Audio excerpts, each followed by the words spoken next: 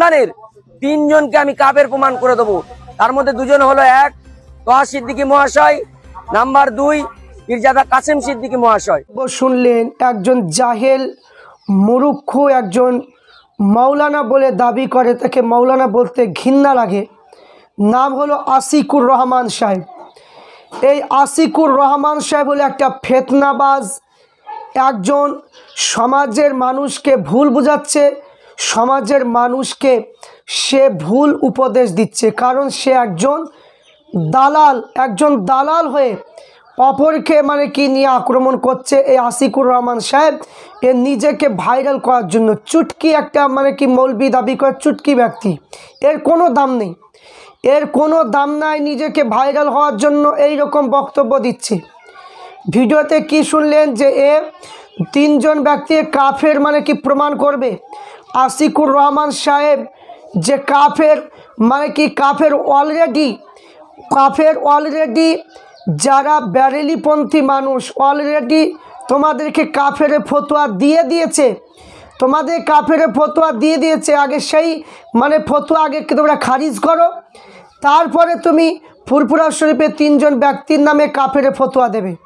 আগে নিজের ব্যবহারটা দেখো, নিজের কিতাবগুলো ঘেটে দেখো গা যে তোমাদেরকে আগে কাফের এর আগে অটোমেটিক দিয়ে দিয়েছে। কে দিয়েছে? যে 14 শতাব্দীর মুজাদ্দিদ আলা হযরত ফাজিলে বেরলভী রহমাতুল্লাহ আলাইহি তোমাদেরকে আগেই কাফের ফতোয়া দিয়ে দিয়েছে, তোমার আকাবিরদেরকে কাফের ফতোয়া দিয়ে দিয়েছে। তুমি কি কাফের ফতোয়া দেবে? নিজের আগে ইমানটা মজবুত করো, নিজের আকিদাগুলো কেমন, নবীর শানে গুস্তাকি কি সাহাবাদের শানে গুস্তাকি করেছো, আগে নিজে বাঁচো, তারপরে ফুরফুরা শরীফে 3 জন ব্যক্তির নামে কাফের ফতোয়া দেবে। নিজে মুফতি নয়, নিজে মুফতি হতে পারোনি আর তুমি কাফের ফতোয়া দেবে। ছাগলে কি না বলে, পাগলে কি না করে, যে এরকম কি বক্তব্য হয়ে গেছে তোমার। আশিকুর রহমান সাহেব তোমাকে সাবধান করে দিচ্ছি, তুমি খুবই বেড়ে যাচ্ছ, অনেকটা বেড়ে যাচ্ছ, এই রকম বেশি বাড়তে যেও না। আজ মুসলমান কমের জন্য তুমি কতটা কি ভাবছো, মুসলমান কমের জন্য কতটা কি মিছিল করছো। এই যে ওয়াকফ সম্পত্তি চলে যাচ্ছে সরকারের অধীনে, ক জায়গায় মিটিং করেছো, ক জায়গায় মিছিল করেছো, ক জায়গায় তুমি মুসলমানদের নিয়ে ভাবছো, মসজিদের নিয়ে ভাবছো, মাদ্রাসা নিয়ে ভাবছো, গোরস্থানকে নিয়ে ভাবছো, ক জায়গায় ভাবছো তুমি। আশিকুর রহমান আর দেখো তোহা সিদ্দিকী চাঁদ হুজুর কীভাবে কি মিটিং মিছিল করছে, কীভাবে কি তিনি চিল্লাচ্ছেন। আজ দেখুন, আজ আপনারা প্রত্যেকেই দেখুন আজ ফুরফুরা শরীফ কীভাবে কি ওয়াকফ সম্পত্তি সম্পর্কে কি এরা বলছে। কিন্তু আজ এই সমস্ত জাহেল, এই সমস্ত মুনাফিক যারা বক্তা, এরা বক্তা কি নামে তক্তা, এরা শুধু কি মানুষের মধ্যে দ্বন্দ্ব বাঁধানোর চেষ্টা করছে। এই আশিকুর রহমান সাহেব এর বক্তব্যগুলো আপনারা শুনলে বুঝতে পারবেন যে সাধারণ মানুষকে বোকা বানানোর চেষ্টা করছে। সাধারণ মানুষগুলোকে আজ কি সে বোকা বানিয়ে তার দিকে টানার চেষ্টা করছে, কারণ তাকে কেউ চিনে না। এই জন্য সে ভাইরাল হওয়ার জন্য কি সে উঠে পড়ে লেগেছে। অত যদি তোমার বুকে যদি পাটা থাকে, এক বাপের যদি জন্ম যদি ছেলে থাকো, তাহলে ফুরফুরা শরীফ দরবারে গিয়ে হুজুরদের সঙ্গে বসো, যে কোন কথায় কাফের ফতোয়া কি দেবে, তুমি কি তার প্রমাণ দাও। তোমাকে আমি চ্যালেঞ্জ করছি, তুমি ফতোয়া দাও যে কোন জায়গায়, কোন ইঙ্গিতে, কোন কথার প্রেক্ষিতে তুমি কাফের ফতোয়া দেবে, তুমি আগে দেখাও। আর তোমার মিজানুর আজহারি সাহেব তার যা বক্তব্য, তার বক্তব্যের মাধ্যমে আমাদের বড় উচ্চ র্যাঙ্কের মুফতি এনায়েতুল্লাহ আব্বাসী আলাউদ্দিন জেহাদি বাংলাদেশ থেকে তার কাফের ফতোয়া দিয়েছে। তার যে কি যে আকিদা, তার যা বক্তব্য, তার কথাবার্তা, সেইগুলোর দিক দিয়ে কাফের ফতোয়া দিয়ে তার প্রমাণ ভরি প্রমাণ দিতে পারবো। হাদিস কোরআন তুমি প্রমাণ দিতে পারবো। তুমি কি চাইবে প্রমাণ নিতে চাইবে? তুমি বলো, এই ভিডিও যদি তোমার কাছে যায়, তুমি বলো কবে তুমি বসবে, কোন জায়গায় বসবে, কোথায় তুমি কি ডিবেট করে বলো যে মিজানুর আজহারিকে কাফের ফতোয়া দিয়েছে তার প্রমাণ নেওয়ার জন্য। তুমি নিজেকে বড় পণ্ডিত মুফতি মনে করছো, এখন বর্তমান পরিস্থিতি মুসলমানের যে অবস্থা ওয়াকফ সম্পত্তি নিয়ে, সেদিকে তোমার মাথা ঘামছে না। আর তুমি শুধু কোন পীর সাহেব কী বলছে, কোন পীরজাদা কী বলছে, সেইগুলো কেটে টেনে তুমি কি টানাটানি করে মানুষের কাছে সেইগুলো তুলে ধরে হিরো সাজার চেষ্টা করছো। তোমার হিরো হওয়ার পিছনে কেউ নেই, তুমি একা একা হিরো হও। আল্লাহ যাকে ভালোবাসে যারা মানে কি যে আল্লাহ যাকে ভালোবাসে 10 লোক যদি ভালোবাসে সেই ব্যক্তি ভালো হতে পারে। আর মানে নিজে নিজে কখনো একা বড় হওয়া যায় না, নিজে নিজে একা কখনো মানুষের কাছে বড় হতে পারা যায় না।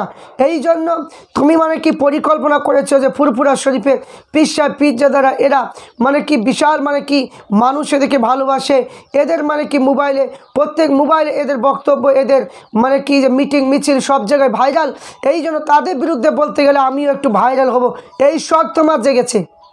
তোমার যদি হিম্মত থাকে তুমি আগে কাফেরে ফতোয়া দিয়ে দেখাও, কাফেরে ফতোয়া দিয়ে দেখাও কোন অ্যাঙ্গেলে তুমি ফতোয়া দিও, কোন হাদিস কোন মানে কি ফতোয়া অনুযায়ী কোন ফতোয়ার কিতাবে লেখা আছে, কোন হাদিসে লেখা আছে, সেই অনুযায়ী ফতোয়া দিয়ে তুমি কাফেরে ফতোয়া দিয়ে দেখাও। তারপরে তোমার মানে কি তুমি যে কি পন্থী, তোমার কি মানে আছে না, যে তুমি কীরকম যোগ্যতা, তোমাকে কাফের বলা যাবে কি যাবে না, তারপরে আমাদের ফতোয়া অনুযায়ী তোমাকে মানে কি বলা যাবে। তারপর তোমাকে বলবো তুমি আগে শুরু করো, আগে তুমি শুরু করে দেখাও, তুমি যে কথাগুলো বললে আগে শুরু করে দেখাও। পীরজাদা আব্বাস সিদ্দিকী ভাইজানের মানে কি কথা বলছো যে টিএমসিকে ভোট দিলে তিনি বললেন যে ঈমান থাকবে না, বেঈমান হয়ে যাবে। যে কথাগুলো ভাইজান বলেছে এগুলো তো তোমার ফেটে যাচ্ছে, তোমার অসুবিধা হচ্ছে এই কথাটা বলেছে বলে। তাহলে তুমি আজ কি মানে কি বলছো যে মানে কি আব্বাস সিদ্দিকী ভাইজান এই কথা বলেছে বলে তোমার অসুবিধা হচ্ছে, কিন্তু তোমার দিদি যে বলেছিল যে ওয়াকফ সম্পত্তি নিয়ে মানে কি মিটিং করা চলবে না, আমি দেখে নেব, যদি মিটিং করা মানে দরকার হয় দিল্লিতে চলে যেও।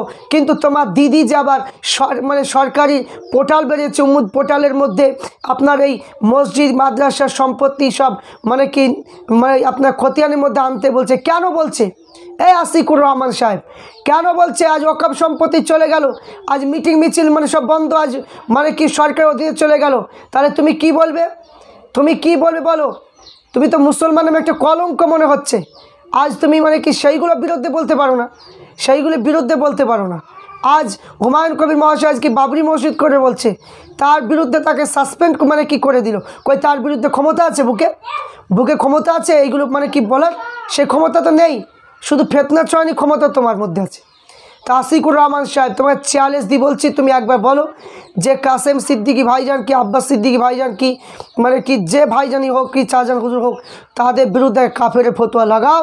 তারপর তোমরা দেখবো যে তোমার আকিদা, তোমার মানে কি যে তোমার আকাবিদ তাদের কি আকিদা, তাদের মানে কি ফতোয়া মানে কাফের বলা যাবে কিনা, তারপরে ফতোয়াগুলো তুমি জেনে নেবে। তারপর তোমাকে মানে কি কীভাবে টাইট করতে হয়, ফতোয়া কীভাবে তোমাকে দিতে হয়, কীভাবে শেখাতে হয়, তারপরে দেওয়া হবে। তা আমি প্রত্যেকে হলো এই সমস্ত জাহেল মুনাফিক মানে কি যেই চুটকি ফুটকি মৌলাদের কথা শুনে, বক্তাদের কথা শুনে আপনারা কেউ বিচলিত হবেন না। মুসলমান ঈমান মজবুত করুন। এরা সব মানে ভাইরাল হওয়ার জন্য উঠে পড়ে লেগেছে, এরা সমাজটাকে নষ্ট করে দিচ্ছে। এই কিছু বক্তা বেরিয়েছে, এই বক্তাগুলো আজ সমাজটাকে ধ্বংস করার মানে কি পিছনে লেগেছে, এদের দ্বারাই মনে হচ্ছে সমাজ ধ্বংসর পথে যাচ্ছে। তাই আমি বলবো যে এই সমস্ত মানে কি জাহেল মুনাফিকদের বক্তব্য আপনারা শুনে কেউ বিচলিত হবেন না। আমি চ্যালেঞ্জ দিয়ে বলছি আসিকুর রহমান, যদি এক বাপের যদি ছেলে যদি হও, যদি তোমার দম থাকে আগে কাফেরে ফতোয়া দিয়ে দেখাও, তারপর তোমার ব্যবস্থা কিভাবে তোমার ফতোয়া শেখাতে হয়, কীভাবে তোমার ফতোয়া তোমার ভাড়ের মধ্যে কি আকিদা আছে, তারপর তোমার ফতোয়াটা শুনতে পাবে আমাদের সুন্নি জামাতের মুখ থেকে।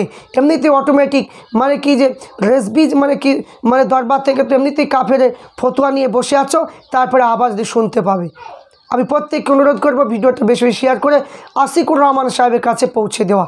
আমি দেখব যে ও কত বড় শিক্ষিত, ওর ভাড়ে কি আছে, সে বলে কি না যে আব্বাস সিদ্দিকী ভাইজান তার ছাত্রদের মানে কি ক্লাসে বই পড়াতে পারবে না, পারবে কি পারবে, আব্বাস সিদ্দিকী ভাইজানকে লাগবে না, আমি মানে একা থাকলেই যথেষ্ট। আসিকুর রহমান ছাত্র মানে কতটা মানে শিক্ষিত আর ও কতটা শিক্ষিত, আমি একা থাকলেই মানে কি যথেষ্ট। ইনশাল্লাহ আমি দেখব আসিকুর রহমান সাহেব কত বড় শিক্ষিত, আমি দেখতে চাই।